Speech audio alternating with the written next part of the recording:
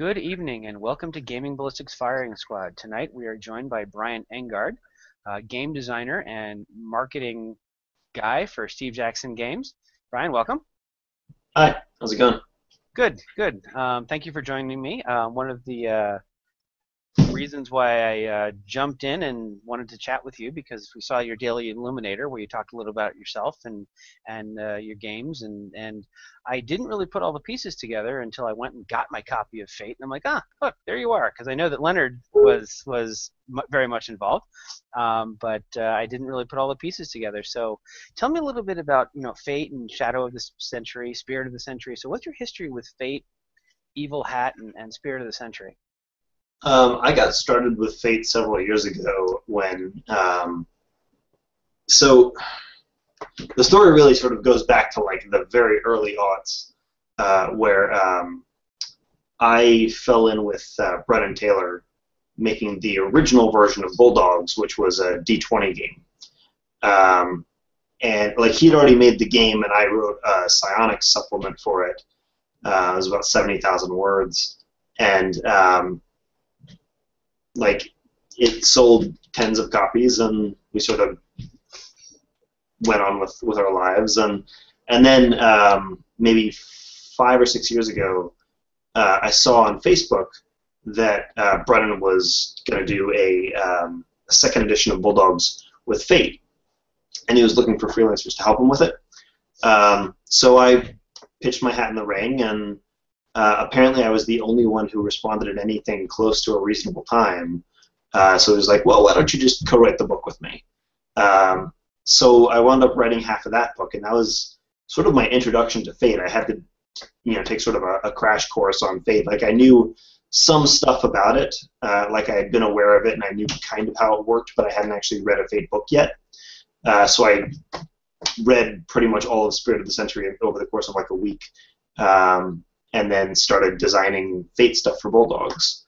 And then that came out, and it was a success, and I got onto like a list of Fate designers that Fred Hicks keeps, and from that I got picked up by Steve Russell with Ray Publishing to do the Demolished Ones, and then Fred started throwing me work with he threw me some Paranet paper stuff for the Dresden Files RPG, and some he threw me some stuff for Strange Tales of the Century, and then that sort of snowballed into the Fate Core project, and now I'm involved with a lot of stuff on that project. And that's kind of how it happened. It was it happened over the course of like 10 years. Right. Now, so tell me a little bit about, and I'm going right off script already, and for those of you who don't know, if this is your first Firing Squad interview, I always send my guests a list of questions, and I very rarely stick to them, although we will come back to them, of course, because they are, I think, interesting. Tell me a little bit about, so what was your, because Fate is a little bit different than a lot of other games, I think. I interviewed Leonard, I read the book, we went through sort of how would I do Thor in Fate Accelerated, just to get familiar with it kind of live and understand it. And it seems very different than, say, my game writing of choice, which is GURPS, and quite different than D&D 5th edition or Twilight 2000 to reach way back. So how was it to get steeped in the Fate rule set and mindset, and how is it both the same and different than other games? I picked it up very, very quickly, and I think that, so there's really two different components to picking up Fate. One is picking up the rules and sort of how to design for it, and the other is picking up how to play for it. And those are two different skills.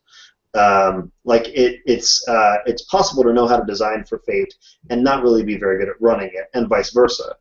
I actually, like, I had done all of my design work on Bulldogs, and I was supposed to do some. I was supposed to run some games at Gen Con of Bulldogs, and I talked to Brennan, and I was like, hey, I've never run this before. How do I do this?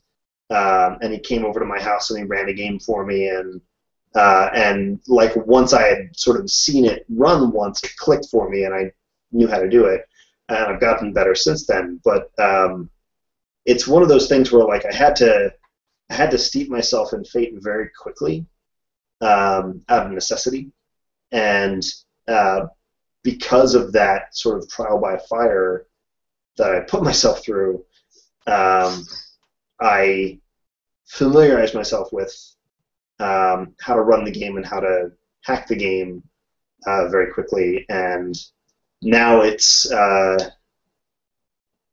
like Fate is the system that I'm most comfortable designing for because I have the most experience with it. I think it's a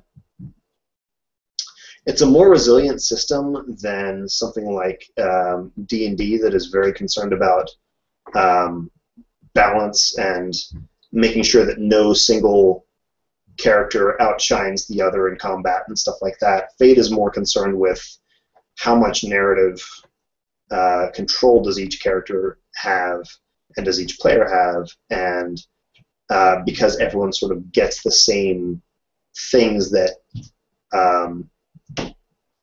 that give them narrative control, it's very easy to make sure that that is sort of like at the sweet spot for everyone. And Fate allows you to go back and revise your character a lot to make sure that you are getting what you want out of that character.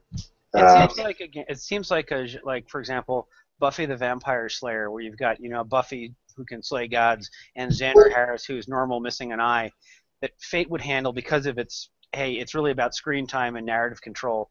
That Fate would provide for an awful lot of fun for every character, regardless of the power o-meter. Right. Yeah, I think that is mostly true. I think it is possible to create characters that are divergent enough that like one character just outshines the others. Probably true in any system, though. I mean, there's this notion that Fate is like a universal system, and I don't think that's true. I think it is a very flexible system, and I think you can apply it to a wide variety of genres, but it doesn't handle everything equally well. And it also, like, you can't just marry any setting to it and expect it to work. You're going to have to do a lot of hacking to get it to work well, and not all systems are really suited to Fate, or not all settings are really suited to Fate. Sure. I think it's there's sort of this holy grail of making a fully universal system, and I think that's generally like a holy grail that that people chase until they know better. Like, I don't think it's actually an unattainable goal. Right. Or at least if it is an attainable goal, I don't think it's compatible with the goal of making a good game. That makes a lot of sense, actually. And I think you see that a lot on for example, and then it's a very self-selecting example, but on the GURPS forums you see people trying to hack at it and this and that and push, and the people, some of the times people will hack the system into the point where, and I am sometimes guilty of this even as a writer, but fortunately Sean reins me in. You can push to the point where it's like, okay, great, it now handles this.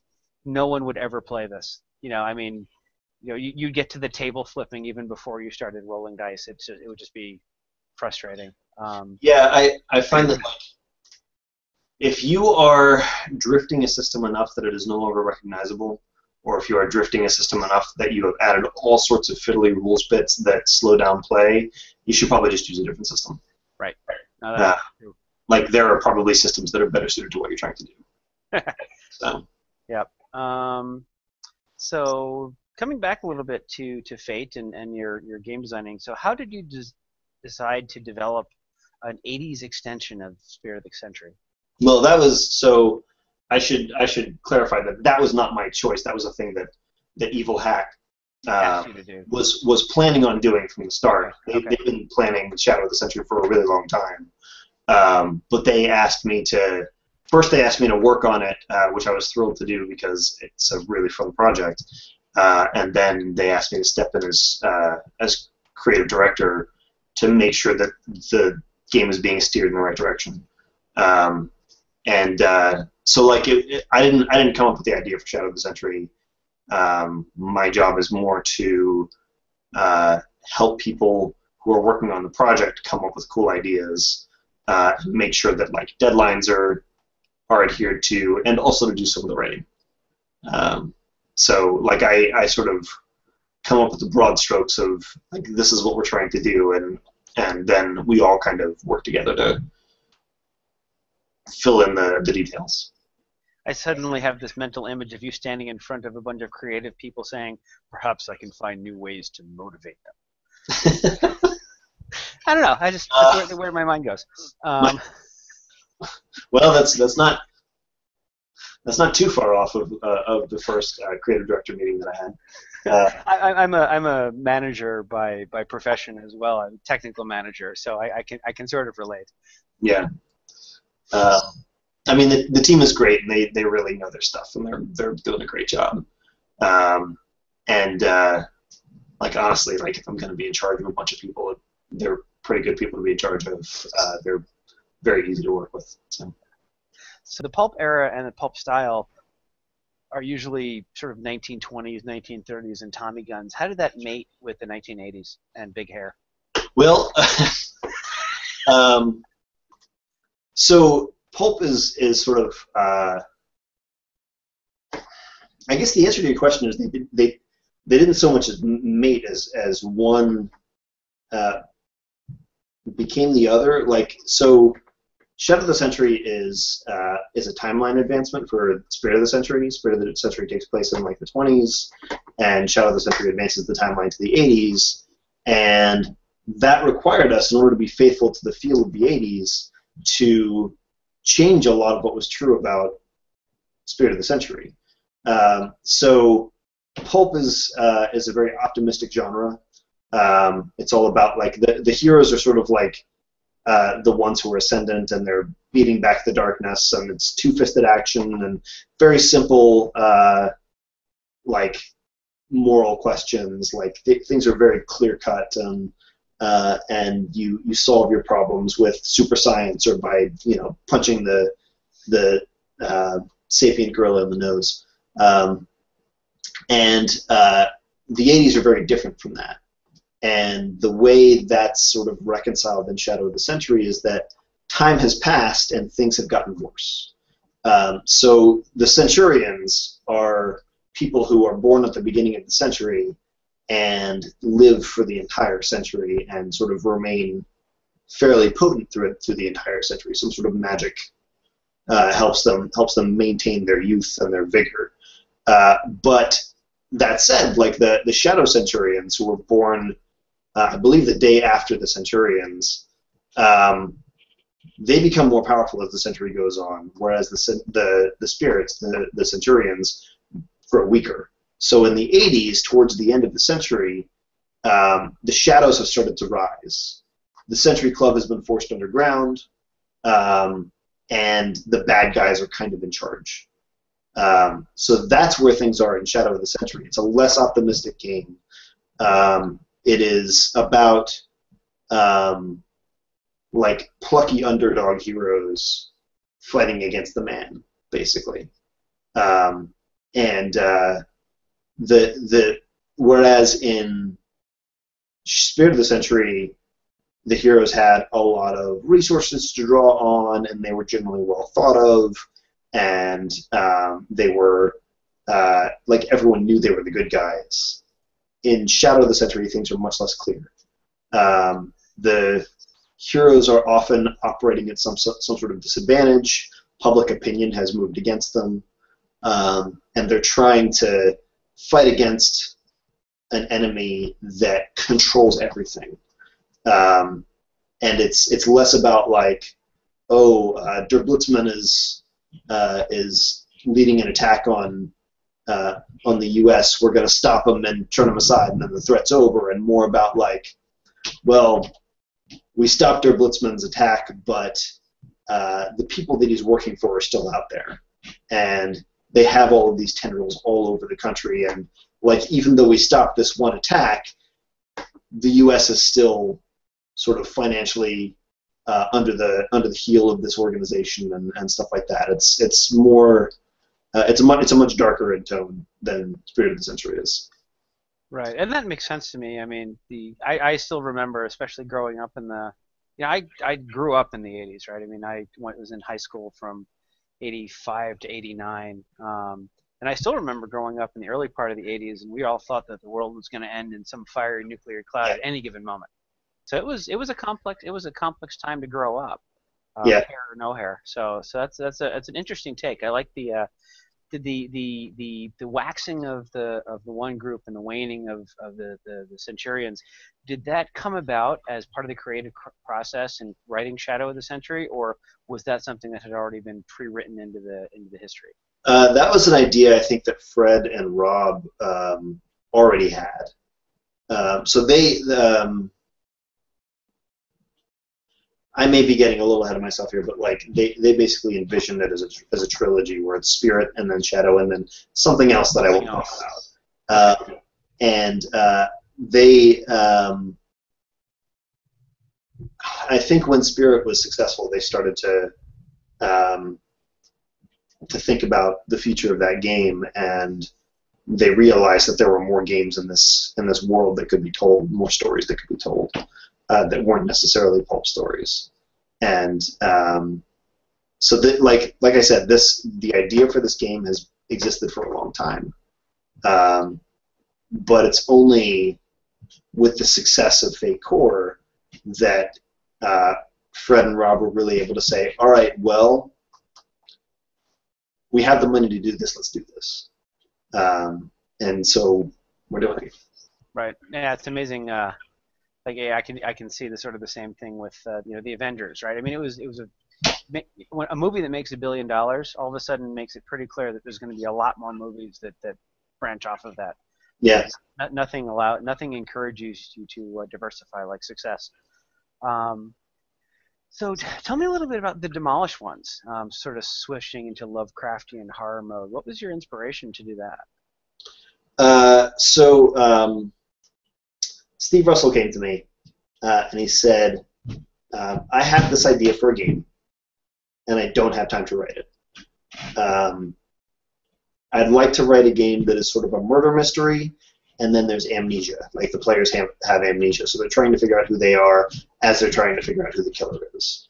And we brainstormed back and forth a bit, and it started to become clear that we wanted it to be set in sort of like a pseudo-Victorian setting with some Lovecraftian elements, and then like we realized that we both really liked the movie Dark City, and we started to take a lot of cues from that, and that's kind of where the Demolished Ones came from. It was like amnesia plus murder mystery plus Dark City plus Lovecraft plus Victorian go, and then I went and I wrote and I created the Demolished Ones, and that's pretty much what it was. So, and it was sort of developed in tandem with Fate Core, so I was able to use a lot of the lessons that I learned in working on that. So, Lovecraft is, and I started to read it, and then I realized it was one of those things where I had a bit of insomnia, and I was like, I talked to Ken Hite. I have a lot of friends who are really into it. I should really read the original, and for someone who actually I know a reasonable amount about Lovecraftian mythos, and I've read the Monster Hunter stuff, which has got all the Lovecraft woven into it, and I've seen some of the movies, and of course Hellboy is got all the dark ones, and it's very clearly mythos inspired, etc., etc. But I'd never read the originals, so I was like, I was having insomnia, and I really want to have something to read, and it's like midnight on one of these days and I'm not sleeping. I know that I'm going to be up for another couple of hours and not be able to sleep. So I'm like, all right, let me try some Lovecraft. And I start to read. I'm like, oh no, this is not something that it's a very complicated, deep, wow, that entire page was one sentence. So I was like, that's not something that I'm going to read bleary-eyed with insomnia. So I need to get back to it. I'll probably take it with me on my trip to Hong Kong on Monday. But it's dark, and it's not something where you're expecting the ham-fisted heroes to wade in and slug the monsters and walk away. So what is it about Lovecraft and that deep, dark well that is so compelling? Because fundamentally, it's stacked against the players. The best they can do is go insane and push back the darkness for a few years. So what is it about that makes so many people just say, I really want my game to be set in this? Well, I mean, horror in general tends to be stacked against the main characters, and I think that people enjoy horror movies and fiction and games because it's a way to explore that feeling of helplessness and that fascination with the macabre in sort of a safe setting. Like if you're playing a Call of Cthulhu game and your character is being accosted by night gaunts and is slowly going mad and is bleeding from several places and and things look really grim, you can sort of enjoy that from a distance and like step back and go on with your life afterward. And it's a way to sort of confront the things that we're afraid of, I think, and not actually have to deal with them in reality. I think Lovecraft is just sort of an extension of that. Why it gained this like amazing traction in the nerd community is not something I'm really clear on. I mean, something about giant elder gods and tentacle monsters must clearly speak to something in our psyches, but yeah, I'm not sure what makes it special as opposed to other horror, any more than I'm sure that I know what makes vampire fiction special as opposed to other horror. So. Fair enough. No, that's fair enough. So, what do you think that the Demolished Ones brings to the table that Call of Cthulhu or Delta Green or other Lovecraftian or mythos-based games don't bring to the table, or rather than don't? How does the Demolished Ones integrate things in a way that is unique that other games don't? Demolished Ones gives you a lot of player agency, but takes it away from you at the same time. So you create your character as part of play, and you get a lot of control over who you think your character is, and the story is very player-driven. It gets sort of like less and less specific as the adventure progresses to allow for the players to come up with a variety of different solutions. But at the same time, there is a point in the story, spoiler warning, that you find out that the things that you thought were true about yourself are not true, and that like all of these elements of your character that you created are actually lies. And then you start learning about the truth of yourself. And even though you have a lot of control over how you tackle the various obstacles that are arrayed against you, I'm not sure there's really a happy ending in the Demolished Ones. Even if you manage to overthrow the bad guys and escape, I can't see the characters that survive the Demolished Ones going on to live happy, productive lives. And I don't know, I'm not sure that I've actually answered the question. But I guess it's So let me ask you a question, because it sounds to me like, so is this something where you would play out a campaign over a course of 6 months, or is this something where you might have 3 to 5 sessions as if it were a play, for example, that evolves and then you're done? So how does this almost sounds like every time you would step up to it, you'd evolve a character and tell a slightly different variation on the same story. Yeah, the Demolished Ones has an adventure included in the book, and you're meant to play through that adventure, and that adventure takes you through creating your character and learning more about your character and exploring the city that you're in. And you can certainly play beyond that. But there's nothing really in that book that I mean, there's some general advice on how to move beyond the adventure that's in the Demolished Ones, but there's not really a lot of stuff for, like, it's really sort of meant to be played as a finite Okay. story. So it's not here's Galarian, go explore. It's Right. we're gonna You're tell given it. you're given a very small area to explore, and like it's one city, and specific things are happening in that city. Um, and the way the adventure is structured is sort of part of the conceit of the game.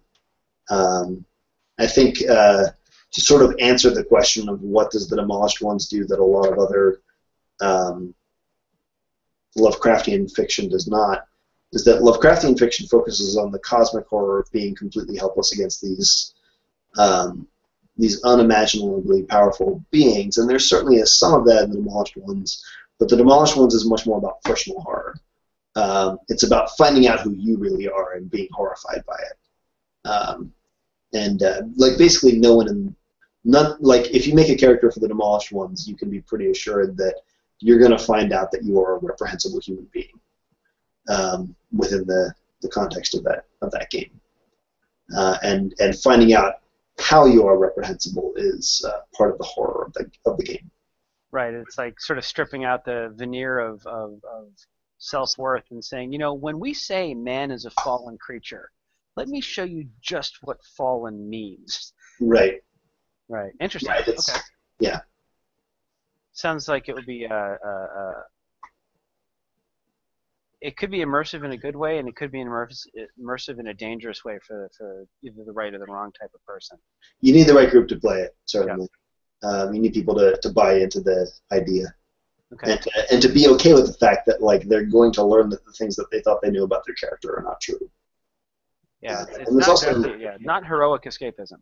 Right, and there's some amount of PvP in the Demolished Ones too, so people need to be okay with that as well. Okay, interesting, different. Yeah. So what's next for you and Fate as those two tied together, or to broaden it, or Fate style games for you? I can talk in generalities about. Yeah, nothing specific projects. That's right. There are things that there's a project that I'm working on that I will only refer to as Secret Project R. That is, it's another game that I'm creative director on. I'm really excited about it. There's not really a lot that I can say about it right now, but keep an eye out for talk about Secret Project R. It is something that we're currently working on, and when we're given the go-ahead to start talking about it, I have a feeling that it's going to be something that people are really, really interested in. Okay, fun. So you're coming to Secret Project R, and you came or were invited to Shadow of the Century. What makes Fate a good game to design in? You said you gave yourself a crash course, and you say you feel very comfortable designing in that game. So what makes Fate a good game to design in, and what games are good to design in Fate? Sort of get both the and the yang of it. Fate, as I've said, is a very flexible system. They're all like it's not universal by any stretch of the imagination, but there is a lot that you can do in Fate. And what I enjoy about designing in Fate is coming up with ways to represent the various things that I'm trying to model in the game. So, as an example, I designed Adventure City Stories, which was the first setting that was released through the Fate Patreon, and it's a sort of cyberpunk superhero setting. And the thing that I wanted to model most in that game was the fact that when superheroes clash, it lays waste to large swaths of the environment. It causes a lot of collateral damage, and coming up with a way to model that in the game was a lot of fun. And what I finally settled on was this idea of collateral damage effects. You can make your power do something extra nifty, but the cost is that you destroy something nearby, like something bad happens as a result. So you can turn your regular fire blast into this enormous gout of fire, but now everything in the environment is on fire, and a lot of innocent people have been hurt and stuff like that.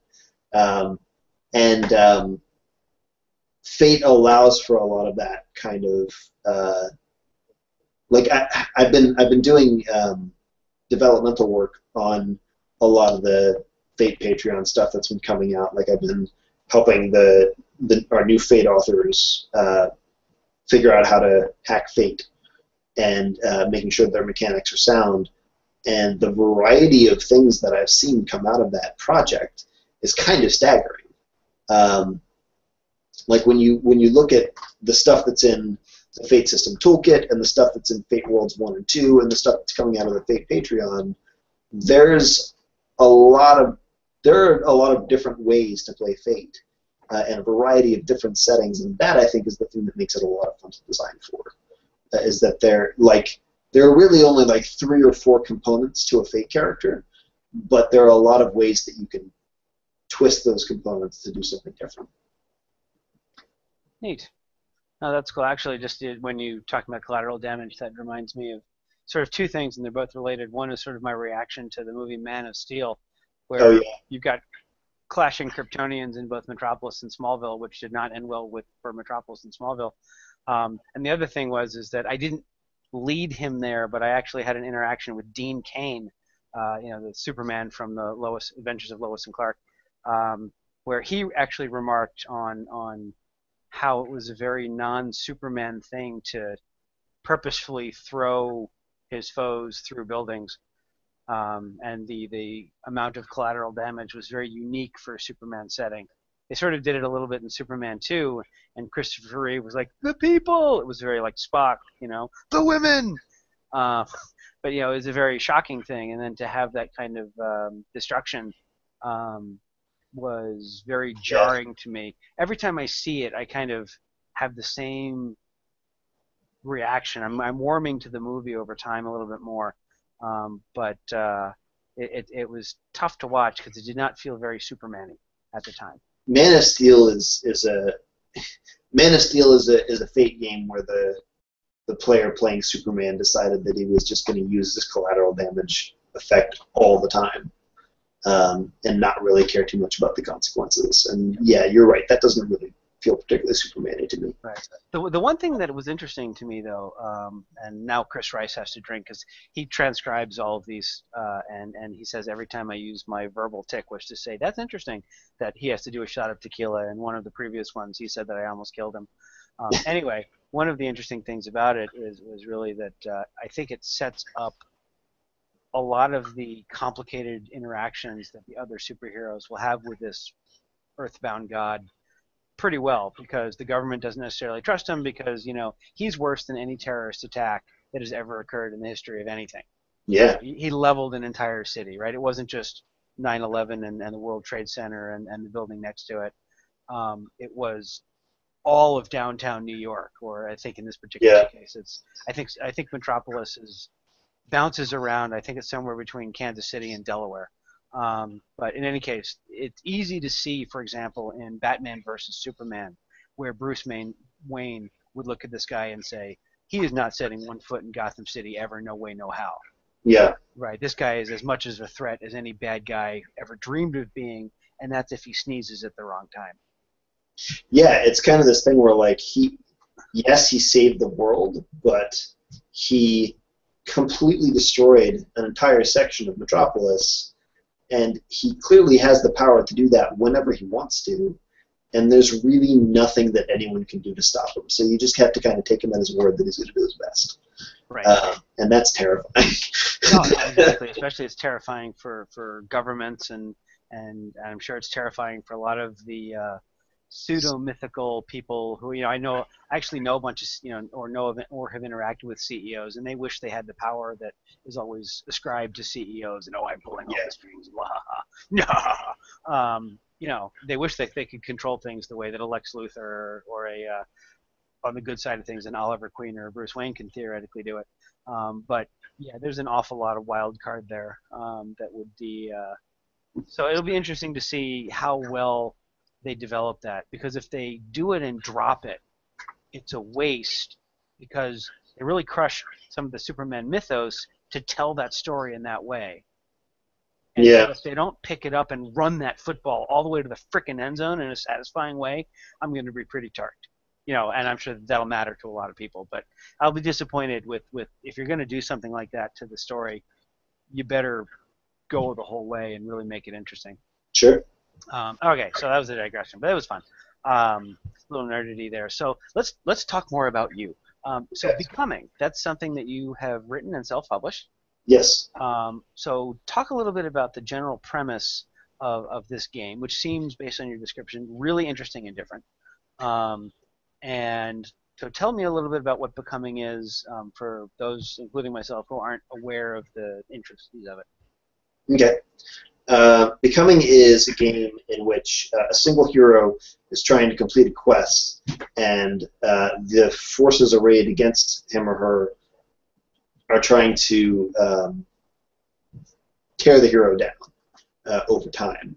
And it's a game about the fact that in order to save the things that you want to save, you have to give them up, and you have to change who you are on a fundamental basis. It's sort of the conceit from like old westerns, where in order to stop the barbarians, you have to take up the gun, but taking up the gun makes you a barbarian. And the game achieves this by so one player plays the hero, 3 players play fates, which are a little bit like GMs. They have some of the power of GMs, but not all the power of GMs, and everyone's competing against everyone else. So like it's an adversarial game. There is a winner at the end, and the game revolves around making bargains. So in any given scene, the fate who is opposing the hero is going to have way more power than the hero. And in order to even the odds, the hero has to make bargains with the other 2 fates and give away pieces of himself in order to get power so he can win the scene. And the story that this winds up creating is basically there are one of 2 outcomes typically. One is that the hero falls before the end of the quest and is no longer the hero. 2 is that the hero completes his quest, but is no longer recognizable as the person that he once was. Like most of the time when the hero completes the quest, in my experience, the hero has like just a scrap or 2 left of what made him a hero in the first place. That's kind of Becoming in a nutshell. Right. A little like Mel Reynolds in the beginning of the Serenity movie. Right. It's designed as like a one-shot and takes like 2-3 hours to play. It's a very kind of intriguing blend. Sounds like an intriguing blend. Is it a blend of a role playing and a board game, or is it more like excuse me, or is it more like it's a board game but you've got narrative style tactical choices that you can make? There are certainly some elements that I borrowed from board games, but for the most part, it's a very narrative game. Like most of the game is you describing, the various people describing what's happening, and then everything is resolved by a single roll. So the game typically takes place over 9 scenes, and in each of those 9 scenes there will be 1 roll. So the dice get rolled 9 times in the entire game. And that's kind of like, aside from the dice rolling mechanic, the only other mechanic in the game really is how do bargains work, and how do you slowly subvert the hero. Now, is that something like, do you have like a deck of evil things you can do to the hero, or do you just sort of say, or how do you come up with the things that go back and forth? The hero has 9 traits in front of him. Some of them are allies, and some of them are strengths, and some of them are values, and stuff like that. And these are the things that make the hero strong. The hero can call on these things in order to get dice in the conflict in each scene, but it's typically not going to be enough dice to beat the fate that's rolling against him. And in order to get dice from those things, he has to risk them. So like failing the roll means a lot of that stuff is going to get hurt. And the way the bargaining works is the other 2 fates who take on the role of the tempters come in and say, well, this happens, and you have this choice, and if you make this choice, I'll give you these dice, but you give me this. Like you put a negative trait on this ally or something like that. And slowly over the course of the game, more and more negative traits pile up on these things. And as more of them pile up, they subvert and become completely unusable to the hero and become sort of the reverse of what they were. So an ally might become an enemy or might die and become the painful memory of an ally. A virtue might become some sort of flaw. And basically the hero loses if he loses all of them. And then if that happens, whichever fate basically did the most damage to the hero over the course of the game gets to narrate how the game closes. So would you say that this game is? I mean, do you think like there was a big article recently where apparently all the Green Bay Packers are apparently all into Settlers of Catan. Mm-hmm. Is this a game that's going to be accessible to the non-nerd contingent? What kind of people are going to both play and enjoy this? I think it could be. The mechanics are not super complex. Actually, I'm not really thinking about the mechanics because people will do some very complicated things with dice and games and whatever, and poker is not necessarily straightforward. There's memorization to do, and there's lots of things that happen that way. I'm actually more thinking about the same way that I think that like Trail of Cthulhu and all that stuff. The gumshoe mechanics are not complicated, but I think it requires an awesome GM to tell a good story that doesn't either feel like a railroad or something that's lost. The Sure. narrative part of this actually seems like it would be the hardest for people who are not immersed in acting and play acting and that sort of thing to grasp? So I Or think is there a swath of the rules or the method that makes it accessible to people? there are two groups that this game I think primarily appeals to and uh, would sort of be at its best in. And one of them is a group that is used to improv theater, but not necessarily used to games, and one that is a group that is like really steeped in indie gaming. What I found is that a lot of people who come from a more traditional RPG background are thrown by the amount of control that they have over scenes and the amount of stuff that they have to narrate. Because you do have to narrate a lot in order to make the game interesting. And I think that people who do not have sort of a proclivity for narration probably would feel very uncomfortable playing the game.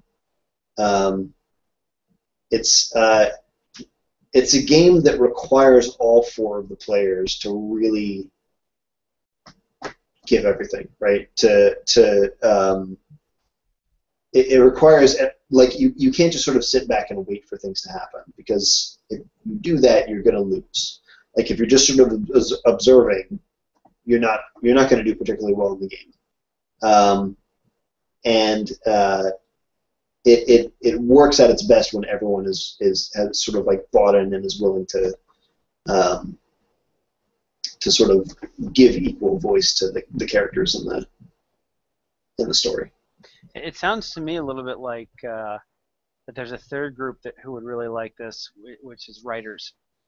Yeah. Right. I could see Lois McMaster Buchholz, whose method of writing seems to be what terrible, and she said this herself, what terrible thing can I do to my characters next? Yeah. And that sounds like right up the alley of this game. Oh, it's yeah. almost like a mechanics way of doing and it. that's actually a thing that I've seen happen in the game. Is I've seen the hero player deliberately lose because they thought it was more interesting that way.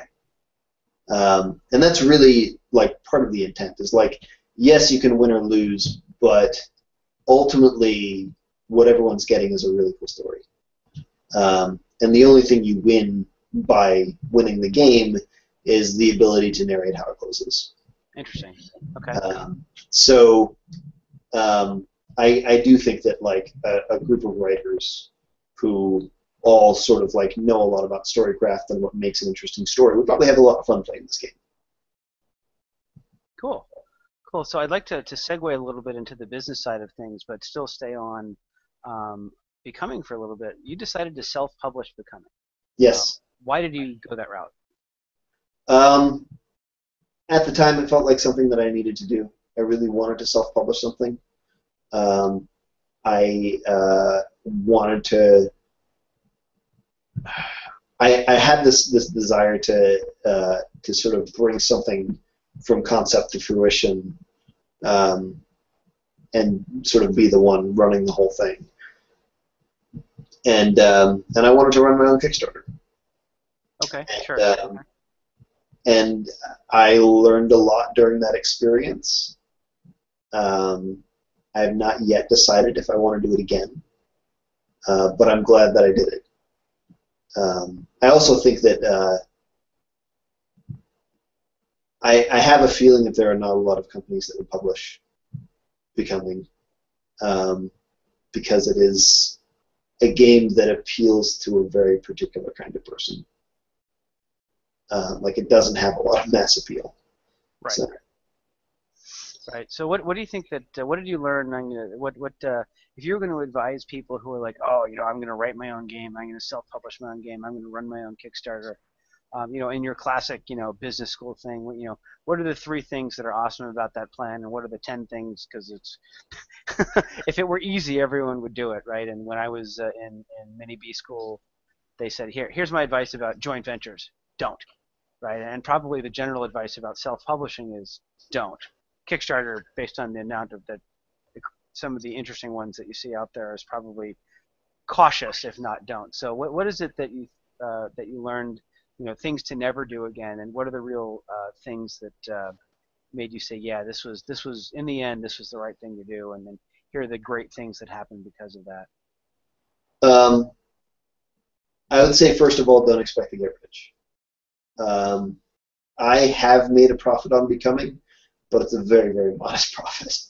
It's not enough for me to quit my day job.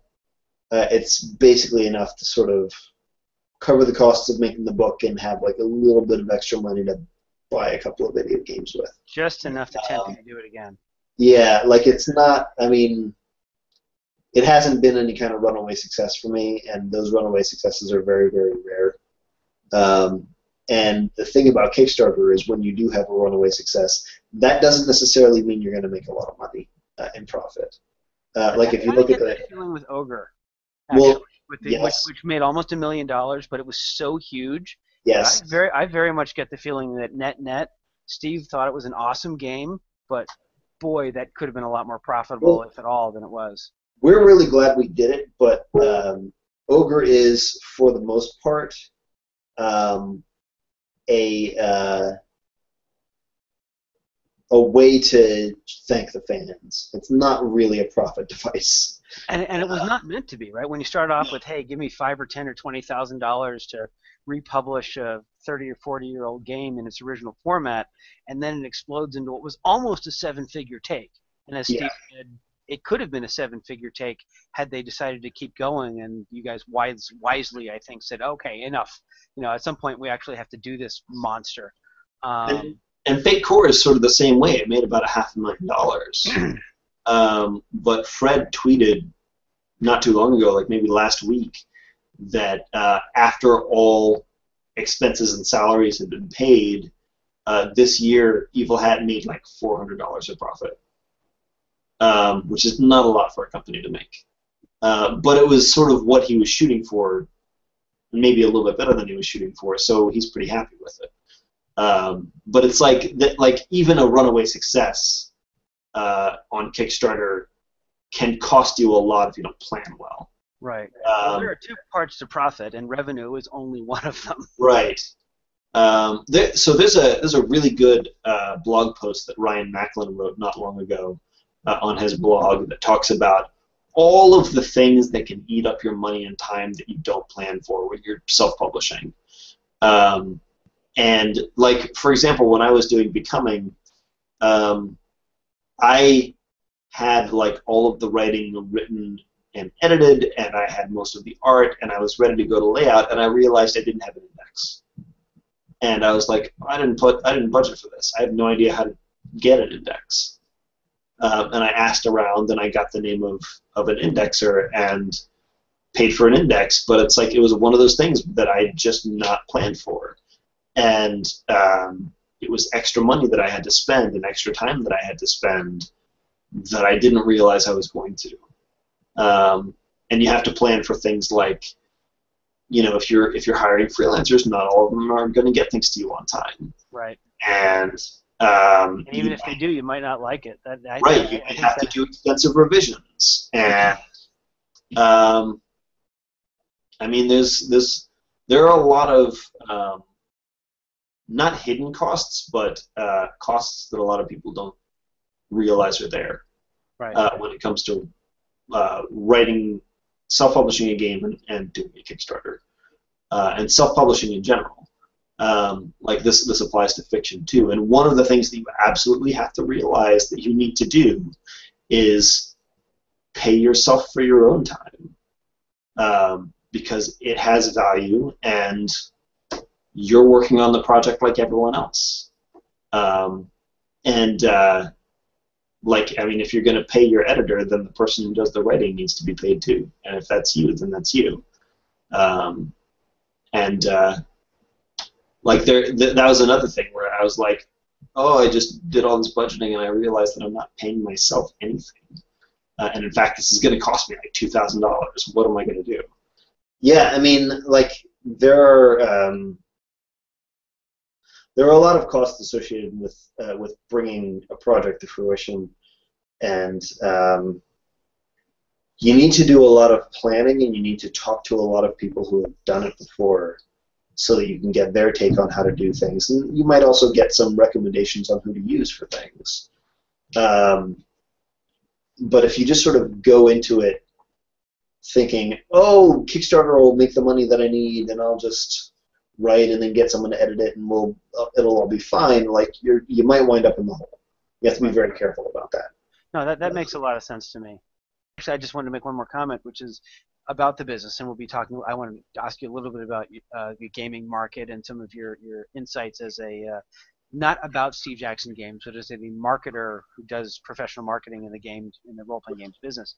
Or actually, I shouldn't say role-playing games because it's really for the board game and the hobby games mostly market. It's for hobby games market is really the right call. But you said, oh well, Evil Hat made $400, probably as a company. But I mean, to the point of you've got revenue and you've got cost and you've got profit. If they paid all their people and they paid all their people something to keep them fed, and all of their artists are happy, and you've got a continued supply, breaking even on a hobby game like that is not a bad outcome. Yeah, that's the thing, is that Evil Hat made $400 as a company in profit, but covered something like $500,000 of expenses. Right. And that includes salaries and work for hire and all of that stuff. And distribution and advertising, if there is such a thing. And I mean, there's a lot that goes into that. Everyone who needed to get paid got paid. Right. And for a bit of money left over. Right. So that's you say, oh well, look, they didn't make any profit, but there's a lot of very wealthy people working in nonprofit industries. Right. And that's the thing, is when you're running a Kickstarter, if you plan on just paying yourself out of the profits of the Kickstarter, you need to be okay with the fact that you might not get any money. And in fact, you might lose money. If you want to be guaranteed that you will walk away with some money that you can pay your bills with, you need to pay yourself something for your work. Right. You need to figure out what you value your time at and budget that into the Kickstarter. No, that's fair. That's one of the reasons why I say to myself that the only way I would ever get into this as a profession would be to sort of win the lottery and start a hobby company, right? Sort of a vanity company where I would do something where I would be able to take basically an endowed chair and pay myself and pay the people who would work for me and whatever, because there'd be no way that I could. Well, I suppose that I could be that talented, but if I were, I'd already be making money in the business, I suppose. And I don't think that I'm going to suddenly sell 100,000 copies of GURPS Technical Grappling anytime soon. So whatever that would take. Um, And actually, the other thing that about self-publishing and in particular things like Kickstarter, where you're asking people to pay for something before they get it, right. um,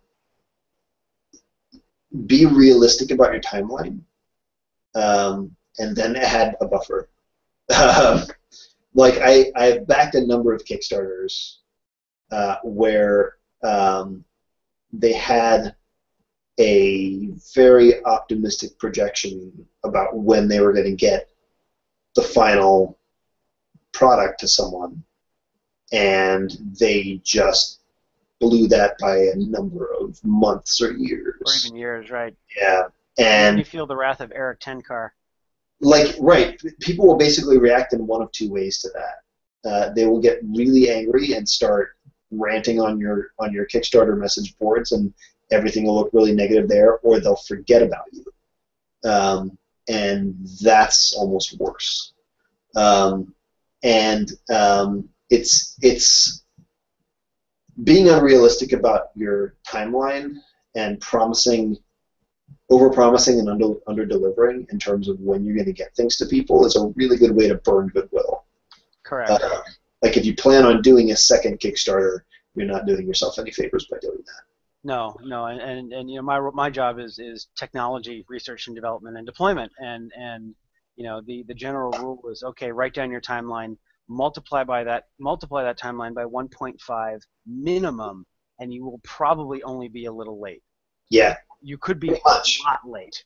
Pretty much. A lot late because 1.5 because you know, we had a case where what was it? We and that's probably the same is true of expenses as well. What do you think? Oh yeah. And by the way, you're probably there's always something unexpected. Right. And the thing is, it's like if you plan for more expenses than you actually need, and if you plan for more time than you actually need, then you wind up under budget and you deliver early, and everybody's happy. Right. No, that's a win. Right. I mean, so why not do that? Yep. So anyway, so talking a little bit about the gaming market, what would your somewhere between professional knowledge and professional guess, what would you say is the overall size of the tabletop role-playing game, not computers like World of Warcraft and stuff, what's the tabletop role-playing game market these days in terms of available market? It's very small. I'm not sure I'd be able to guess at a specific number, but in comparison to even something like hobby board games, it's very, very small. I know, for example, that like as healthy and successful as D&D is right now, it makes only a fraction of what Magic the Gathering makes. Right, and Steve alluded to that as well in the interview. Right. Yep. And that's pretty typical. Like I consider Becoming a pretty successful game. Like it made a profit for me. I sold through my entire first print run, and I'm still selling stuff on drive-through. I sold maybe 300 copies of that game. Okay, interesting. That makes me feel a little bit better about my book. Yeah, I mean that's like if you can sell 300 copies of a self-published indie game, you're doing pretty well. Right. Yeah. You know, and that makes sense. That's consistent with things like Tim Short's. I don't know if you've ever seen Gothridge Manor, which is a zine that he publishes. He's gone through 6 iterations or 6 or 7 issues, and it's OSR or D&D specific or D&D friendly, I should say, and it's usually a small adventure and then a couple of things and whatever.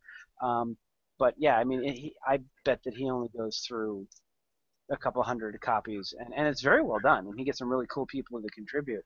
But it's very small. It's amazing how small some of this really is. Yeah, and there are several tiers in the RPG market. Like there are the people who publish their game and get like maybe tens of people to buy their game, and then there's people like me who sell a couple hundred, and then there's the really successful indie designers who might have a Kickstarter that grosses $500,000, like Evil Hat, and then you've got like the Pisons and the Wizards of the Coasts of the world who are like paying multiple salaries and right. They can actually have a hierarchy and have like a very recognizable brand and stuff like that. And like these even between these tiers within the RPG market, there are sort of orders of magnitude. Right. How many? I mean, what would you say? I mean, would you, if you would hazard a guess, uh, D&D 5? Do you think that's 10, 100,000, a million copies? I doubt it's a million, but it could be. How many copies of the Player's Handbook do you think Well, I go in mean, the first year? the Player's Handbook topped the the bestseller charts for nonfiction books for like a week, and I would imagine you have to sell a lot to do that. One would think. It's like fifth edition is incredibly popular by RPG standards. I would probably guess somewhere in the hundreds of thousands. Okay. Okay. You're right, probably not a million, but like maybe 400,000 or 500,000, I would guess. Sure. What do you think the challenges are in treating with the RPG market, tabletop RPG market as a whole? What are the challenges that you face in addressing the gaming market? Um, oh man, there are a bunch. So one is that it has never been easier to self-publish, but it is very difficult to get noticed. A lot of people are self-publishing precisely because it is so easy to do these days. And that's great, and that means there's a lot of really cool stuff out there, but a lot of it doesn't get noticed. It's very hard to stand out from the crowd. Another thing is, I think fans of hobby games have a skewed perspective of how big gaming organizations are. Like, I remember seeing a tweet a while ago that that said that like if Wizards of the Coast didn't have like a 50-man playtesting department running the numbers on fourth edition or on fifth edition, 8 hours a day, then they were failing. And I was like, I think they probably have 2 or 3 people in their playtesting department. I think that's a really skewed idea of how I would actually bet that they've got a couple of people wearing a couple of hats. Yeah, I mean, I know at Steve Jackson Games, our playtest coordinator is also the Munchkin hireling, and so like he does both jobs, and I think most game companies look to outside help for playtesting. They recruit people from outside because you get fresh ideas that way. Because these companies just aren't that big. I mean, Steve Jackson Games only has about 40 people in it. Right. And so that's another challenge. And then the hobby game market is very resistant to change. There are a lot of manifestations of that. One is that people react very strongly when they perceive canon being messed with. And that's a big challenge for designers who want to like do something different with their property. Right. I tend to think that designers care a lot less about canon than fans do. And you also see that resistance to change manifesting in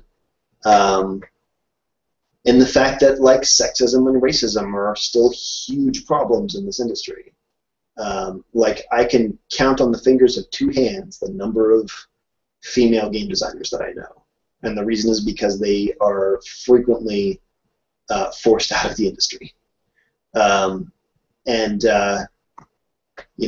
That's a big challenge too. It makes it very difficult to make things that that cater to audiences other than white men, because people get angry about that. So, I mean, there are a number of challenges. I think they're all surmountable challenges. I think that we can move past them, and I think we will move past them. But that doesn't make them any less real. Fair enough. It seems, at least from the I don't know, maybe chatter, and this is tough, right? Because the thing also I think that you alluded to a little bit and is, you've got a fairly maybe ossified or a little bit. There's a GURPS advantage that I'm blanking on here that I should really remember. But the group is a bit insular. Hidebound is the word I'm looking for. Yes. And so I think there's a couple things. One is that the perception that is mentioned that the games are bigger than they are, and and just to pick on GURPS because it's I'm in the forums all the time and I write for it and whatever. How many times is the same conversation going to happen? Steve's Action Games needs to start publishing adventures. It's like, okay, you take a universal system with a small following that can do any genre, and you're going to write an adventure. Unless you're writing for Dungeon Fantasy, the only thing that really has traction as widespread, you're writing for 5 people. Mm-hmm. Right? You're writing, oh, I would really like to publish my campaign. I mean, that's the thing is like the companies are small because the audience is small, and there are incredibly vocal people out there who want their particular need to be served, and like it should be, but companies exist to make money. Like they have to be able to pay their employees to do these things. Like I can tell you right now that the people on the GURPS team want nothing more than to give the GURPS fans what they want. Yeah, I know all of them, so yeah. Right, but ultimately, very, very true. Ultimately, like, if GURPS isn't making money, then like, what do you do? Like, you have to produce the things that make money in order to support the brand. And if you have something like wildly successful, like Munchkin say, that just keeps on selling, that allows you to pursue some of those passion projects a little bit with less risk, but still you sort of have to pick and choose. Correct. And then, like I said, there's only 40 people in the company, and maybe 10 or 15 of those are creative staff. So, like, there's only so many people to do the work. Right. Sort of the same, almost. It's a little bit stronger tooth to tail ratio as in the military, where frequently you've got basically 10 people supporting one trigger puller. It's sort of that way. I mean, it sounds like it's about 4 or 5 to 1. So I mean, but sometimes it seems like you hear a bit of that. You see, like, a lot of pretty popular, especially board games and tabletop games, not necessarily role-playing games all the time, but do you think that there's a bit of a board game or a tabletop game renaissance going on, or is it just kind of maybe just the same people retweeting to the same crowd the same information, so it just looks bigger because we have the opportunity to be a lot more vocal about the things that we like? I think there's a little bit of both. I think in terms of content, I'm seeing a lot more interesting stuff lately than I did 10 years ago, say. Like, I feel like my needs as a gamer are being served a lot more thoroughly than they ever have in the past.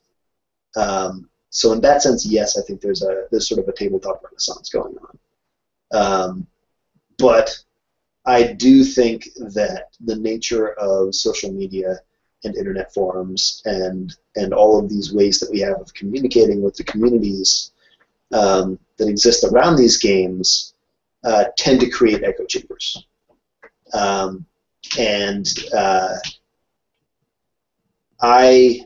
I know, like, this happens to me too. Like, the people that I follow on Twitter are all talking about the same games, and then I'm flabbergasted that no one at cons is playing these games, and I'm like, where are all the indie games? And, well, it's because I'm talking to the same 30 or 40 people who all have the same interests that I do. Right. And if they were that popular, they wouldn't be indie. They would be the man. Right.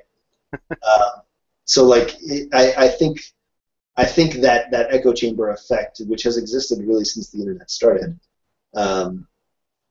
has a way of amplifying perception of the size of these things. Right. Like, beyond what is really true. And but that doesn't mean that the quality of the content is not there. I mean, I think we're seeing better games these days than we have in a long time, like in the last 5 or 10 years. And I'm really excited to be a gamer because I'm seeing new things every day, and I'm seeing things that challenge my assumptions as a gamer in really cool ways.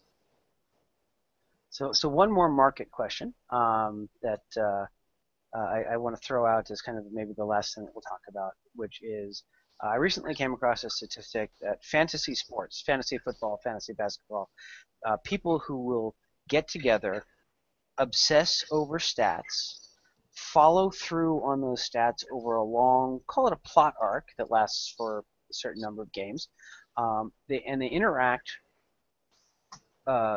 vocally, frequently, and passionately with a broad community in a shared experience.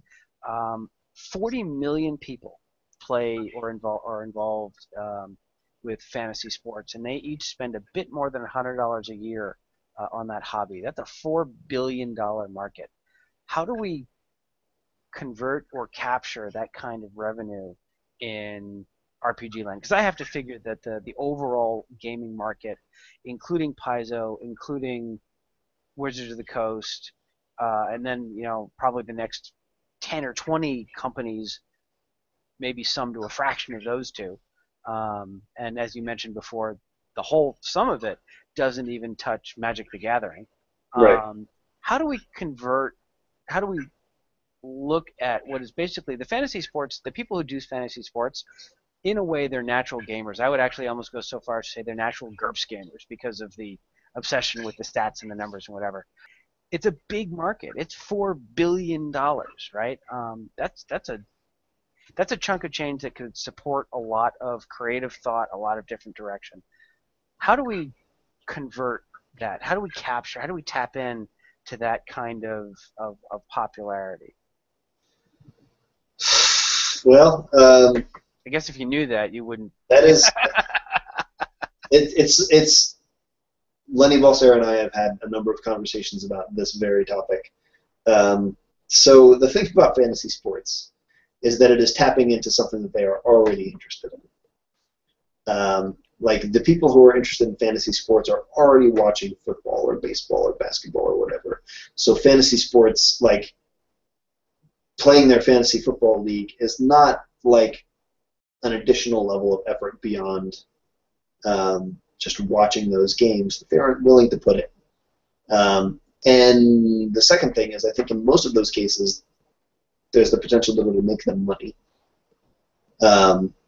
which is not something that is typically the case in tabletop games.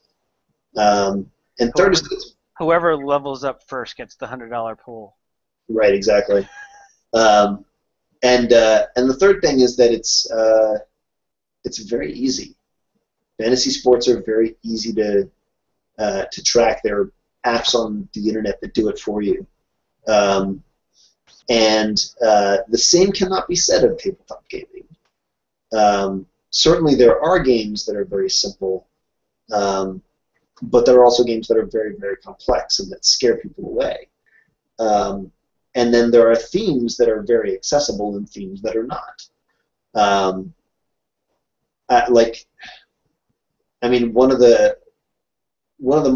One of my favorite games, one of the games that I think is very easy to play and very strategically complex and just a lot of fun, is Ticket to Ride. But like for years I resisted playing it because I was like, why do I want to play a game about trains?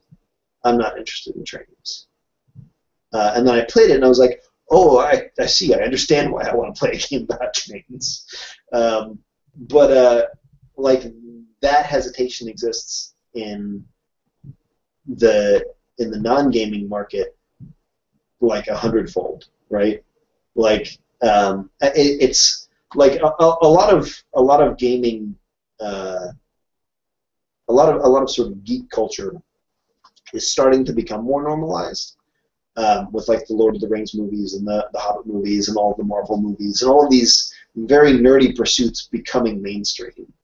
I think we are getting to the point where more people might start coming into the hobby because they're like, oh, I really want to, and this is kind of a bad example because the Marvel Heroic RPG doesn't exist anymore, but except in like out-of-print books that you hunt down somewhere. But like, there's the whole thing of like, oh, I've seen the Avengers, I really like the Avengers, I want more Avengers-y stuff. Oh, here's this game that you can play that's very easy to play that allows you to play the Avengers and continue their adventures. And like that, I think, is how we tap into that market. We find something that they're already interested in. We give them a way to keep enjoying that thing in a way that doesn't tax them or scare them away.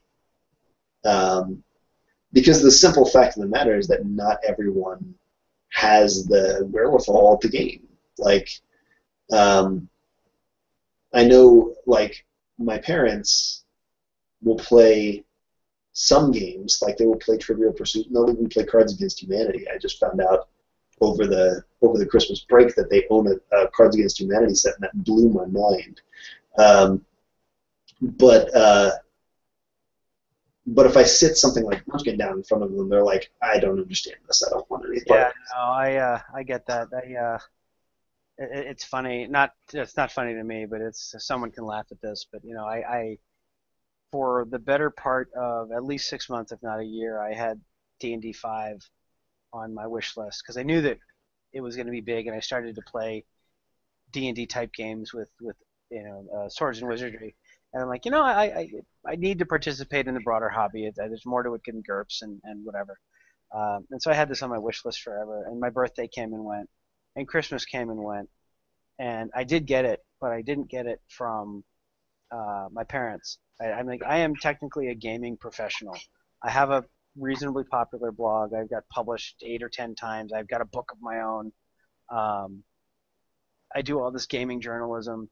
And not once in the last 30 years have my parents gotten me a gaming book. It's like, come on, really?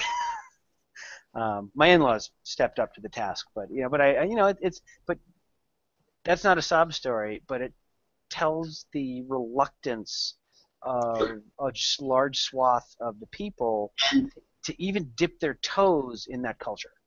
Part of it, I think, is because there's been so much stigma to it in the past. And part of it, I think, is our fault. Because gamers in general are very elitist about their hobby. They don't like letting other people into it.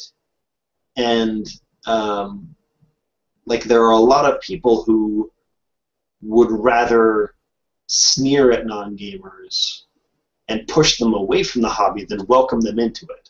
And I think in order to get the hobby to a healthier place and a more accepted place and a place where it can really start making money and serving everyone's needs, we all have to be ambassadors for gaming. We all have to be people who go out and say, hey, do you want to learn this? I'll teach you. Don't worry about it. I'll only teach you the stuff that you need to know off the bat, and then we'll tackle the rest as we come to it. Like, no one's gonna laugh at you. We're gonna take it easy. We need to share our enthusiasm. We need to show people why we're enthusiastic about these things, and we need to do it in a way that doesn't scare them off. And we need to do it in a way that doesn't make them feel like they're being talked down to and sneered at. Right. And gamers are, in general, bad at that. Yeah, and I remember seeing a couple of surveys kicking around where people have, and I won't necessarily give them high points for sound methodology, but I've seen a couple of things kicking around where people are like, oh, well, gamers must be a cut above in intelligence or interest or diversity or breadth of mind. And the surveys that I've run into basically say that's a crock. That the cross-section of gamers is just a small cross-section of normal people. Yes, you have some really intelligent people. You have some not so intelligent people. I think where gamers really excel is self-congratulatory patting on the back. I think, and I think a large part of that comes from the fact that there was so much stigma. Gamers were until fairly recently outcasts and bullied and picked on, and in some cases that's still the case. And I think that sort of elitist attitude is a self-defense mechanism. Oh, absolutely. Usually is, but right? it's Yeah. but it's one we need to overcome if we're going to make the hobby into something that everyone can enjoy. Like the way you stop the bullying is not by being an elitist. The way you stop the bullying is by getting the bullies to do the same things you're doing. Right. And that's actually, and that's the thing, and that's there is a sort of self-perpetuation to it, right? You know, and maybe instead of saying, gee, how do we tap into the fantasy sports market, you say, what are the traits in fantasy sports that support a $4 billion market, right? It's, you know, if I show up and say, oh, I'm a Minnesota Vikings fan, other than the Packers who will mock me ruthlessly, but if there's a general back and forth there, you know, but you know, you're part of a community, and you say, oh, I'm a football fan. Oh, did you watch the game? Yes, I did. That's right? like I used to live right outside of Philly, and there was this thing where, like, if you were a Phillies fan or an Eagles fan, you had immediate acceptance in any bar you went into. Where did you live outside of Philly, by the way? I grew up there. Fearless Hills. Oh, yeah. I went to school there. I went to Pennsbury High School. Oh, okay. I lived there for 4 or 5 years. That's awesome. Were you? Did you go to high school there? Did you grow up there? No, I moved there after college. Okay. I lived there before I worked in the game industry. Okay.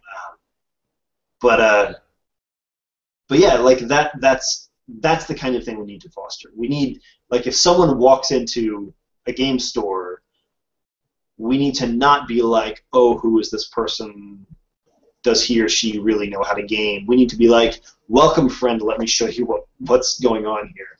Right. We need to really sort of embrace people with open arms into the hobby, because it's the only way the hobby is going to grow and stay healthy. Yeah, I remember when I was in grad school, I worked at a bicycle store. And I worked there because I was always in the bicycle store because I was really into cycling at the time. And eventually they offered me a job as a retail sales guy, because even as a non-employee, I was selling more product than their sales guys, because I was so into it. I was so passionate about it. But the thing is you know, you have some people come in, you're like, well, you know, you say, well, what kind of bike do you ride already? And some people would come in and say, oh, I ride a Kestrel. And at the time, that was the only monocoque, super carbon fiber, awesome thing, and it's still beautiful to look at. But if someone comes in and they say they ride a Trek 5000 or a Kestrel or whatever, you talk to them in a certain way. But sometimes you go in and people come in and say, well, what kind of bike do you ride? And they say, a green one. and you can't say, oh, well, I'm not talking to you. Right? You know, it's, oh, well, you know, okay, so when you go out, what do you do? And do you jump over curbs, or do you just go back and forth, and what's suited, and are you interested in ever doing X? Oh, no, I'm never going to be interested in riding for sport. Oh, okay. So, but there are ways of approaching someone who may not know what's going on. But you have to figure that, you know, one of the things that gaming isn't is terribly visible. You've got these isolated conventions, these kind of hole-in-the-wall stores, and I just wonder, you know, the thing that fantasy football certainly has going for it is it's frickin' Monday Night Football, right? The world shuts down, or the U.S. shuts down when the Super Bowl runs. And I don't really see the you know, even if it's Dungeons and Dragons, you don't have the Super Bowl of D&D. You do have the World Series of Poker. Like, which you would not think is something. The video game industry has managed to normalize itself. Correct. It has managed to take something that was once just the domain of nerds and make it something that anyone can do and that most people do. There are so many Xboxes out there, even for people who only play Madden when it comes out, and those people are still, you know, legitimate gamers who enjoy their hobby. And even in video games, there's this tendency to, like, if you've got the guy who only really has his Xbox to play Madden, a lot of people look down on that guy, and that is the most toxic horseshit. Right. the quickest way to kill your hobby is to be elitist about it. Like if you are saying you must be this nerdy to be in this hobby, that like if you are setting standards for who can and cannot participate in your hobby, then you are going to kill your hobby, and it will never reach the kind of acceptance that you want it to reach, because you only get accepted by accepting other people. Right, and you'll never reach the kind of critical mass that takes the Larry Correa who has, or John Scalzi, to get both sides of that. Right? I mean, those guys are both awesome writers and they tell great stories, but you want those guys to be writing your stuff. And until it's that big and has the market where they can say, yes, this is not only something that I can do, it's worth the opportunity cost, you're never going to attract the kind of talent that makes awesome self-perpetuating. You may get lucky, right? But it's never going to be like, oh, this is where I'm going to go flex my creative muscles, and it will be welcomed. I'm going to go flex my creative muscles, and I'll sell 100 copies. Yeah. Right? You're never going to get the kind of mass market appeal that draws talent from other than the people who are really into it. Okay, cool. Yeah. So in terms of anything that you'd like to say as a parting shot, I always make sure that my guests have the last word. So anything that you want to drop off into the ether here? Yeah, in the immortal words of Ted Theodore Roosevelt and Bill S. Preston Esquire, be excellent to each other. All right. All right, thanks a lot.